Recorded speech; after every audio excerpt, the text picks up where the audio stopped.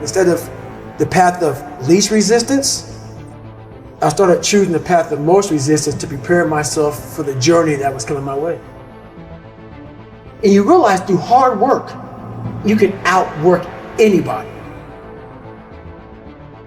No matter how badass they are. It starts with yourself, man. You gotta start diving into those things that you're afraid of. You don't gain confidence by going to the spot that makes you feel good. It's gonna be a false reality.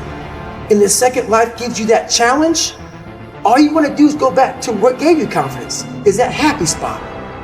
No, what gave me confidence was spending years at a kitchen table trying to learn how to read and write on my own, realizing I can't learn the way you learn. I can't, but I can learn.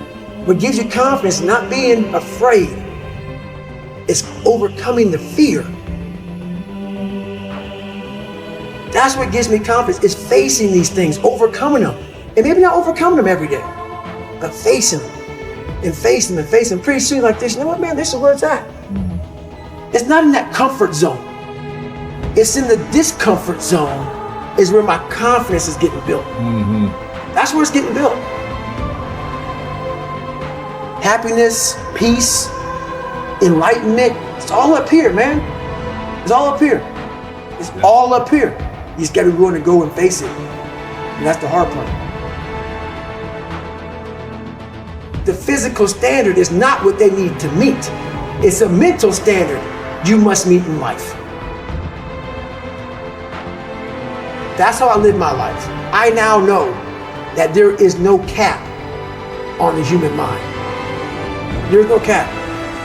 We cap it ourselves. When most people quit, I just started.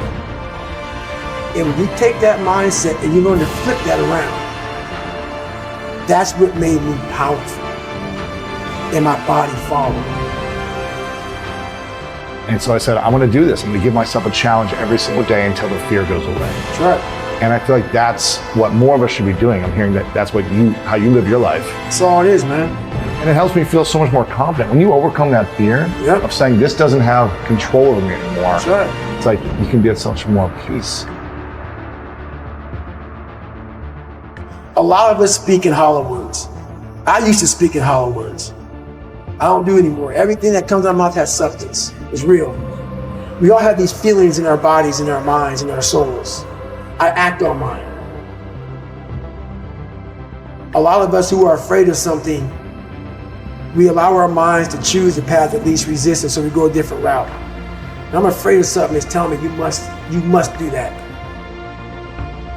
Life is one big mind game, and you're playing it with yourself. You cannot lose perspective of where you've come in life.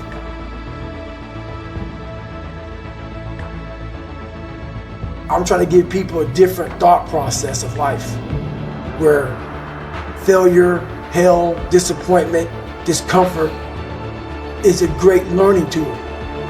And many people don't understand that, but it's these few moments in life that you have. Like for me, I always talk about it.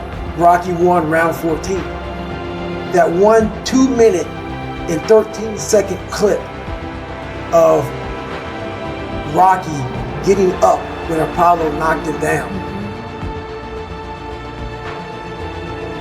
That one clip, when I was going through a very bad time in my life, I saw what I wanted to be. And it wasn't a guy that won. It wasn't a guy that won everything he did. It was a guy that kept getting up after being knocked down. So I realized if that 2 minutes and 13 seconds changed my life, that's all it was. I saw something that I needed to be in the world I was living in. Maybe my story will give someone the 2 minutes and 13 seconds they need to change their life.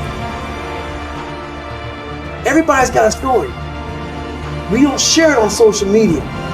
We share our nice life on social media. We all have a dungeon. I'm just willing to talk about mine. Mental toughness isn't something that you sample. It's something that you live in every day. Whenever hardness comes, and you don't know what it is, it may be different for you than it is for me, but you go back to your insecurities. And then when you go back to your insecurities, you then look for comfort within those insecurities. And we all look for that cookie that your mom used to give you when you were sad, when you were sick. We look for our wife or our husband. We look for comfort.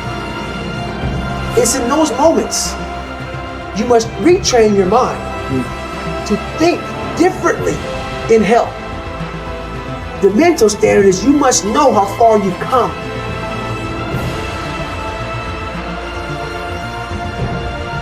I walk in a room now and I know the hours and years and decades I put into David Goggins. That's something, it's not on the wall. It's not a trophy on the wall. It's not a medal around your neck. I don't care how you perceive David Goggins, because through my journey, I figured out the one piece I was missing. I thought it was cars. I thought it was women. I thought it was money. I thought it was everything. The one piece I was missing was me having the courage to face myself. Where I got my work ethic from was the hours I had to spend learning this. When you sit down and you're not smart, and you have a disability, and you still want to be at the top of your class, I didn't want to just get by. When I realized that I can learn through hard work, and I can beat the valedictorian in school, but I got put in 10 hours more a day than he does. You know what kind of strength comes from that? When you're sitting down and that guy, that valedictorian studied for an hour, and you know I caught you. I have the work ethic to catch you. That's where David Goggins got really invented.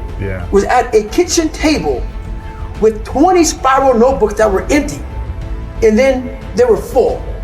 And when you can go through that, I still have them in my storage unit. You go through these spiral notebooks of your life, and you realize this is how I learned.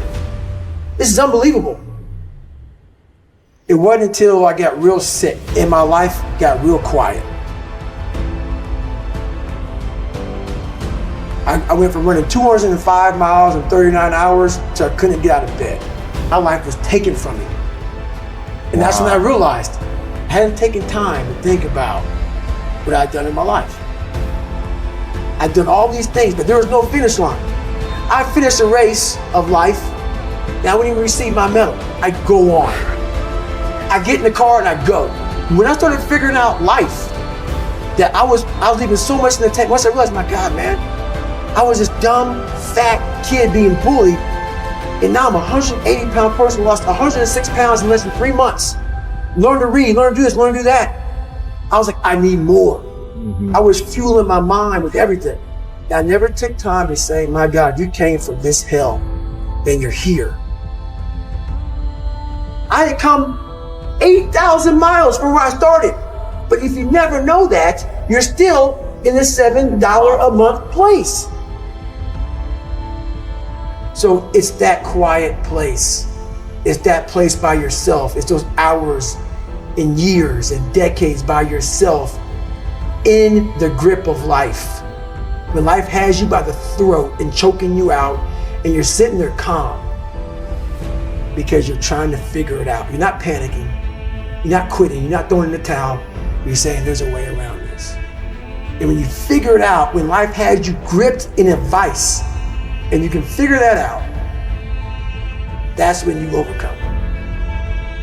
That's when you overcome. The journey getting there was harder than going through it. You know? So that's the whole thing about life, man. It's that journey that makes you who you are.